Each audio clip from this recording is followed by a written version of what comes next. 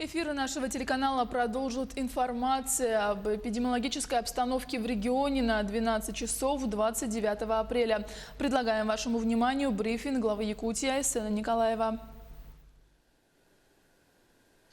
Айсен Сергеевич, здравствуйте. О текущей эпидемиологической ситуации в нашей республике.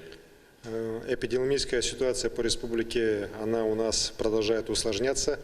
За последние сутки у нас 14 новых случаев коронавирусной инфекции. Сегодня 183 зарегистрированных случая всего. 25 выздоровело. Вчера 7 человек у нас было выписано из больниц. Вместе с тем, конечно, очень прискорбно, но двое наших больных скончалось. Это люди пожилого возраста, которые находились последние дни на аппарате искусственной вентиляции легких с многочисленными сопутствующими болезнями. И, к сожалению, вот их возраст, их состояние ускорило их уход. Мы выражаем глубокое соболезнование родным и близким.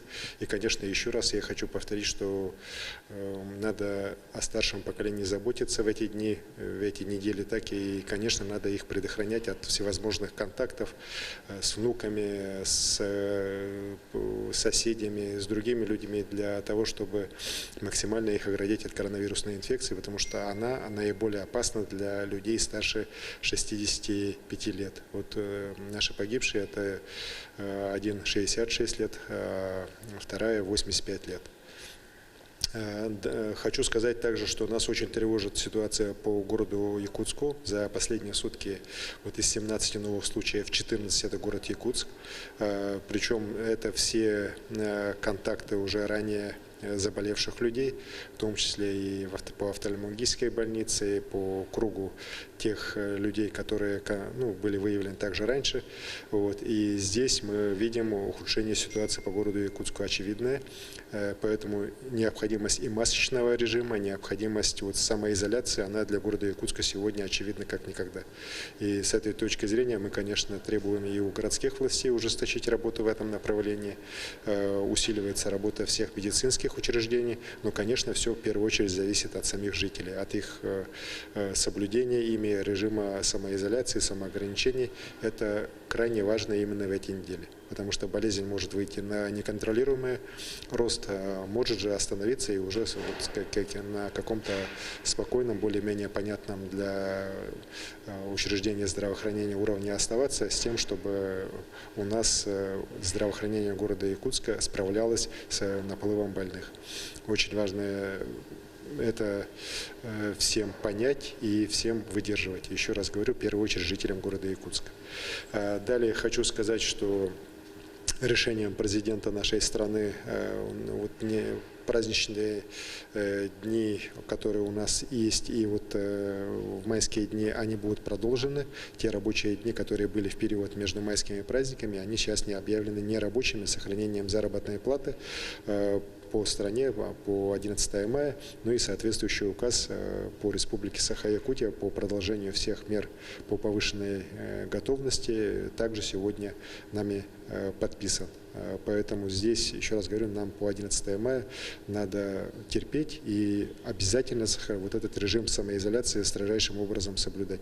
Ситуация очень непростая, еще раз говорю, многие считают, что коронавирус это в первую очередь где-то там далеко, вот в Москве, в Чаянде, но на самом деле здесь он сегодня по Якутии наибольшую такую опасность представляет сегодня по городу Якутску.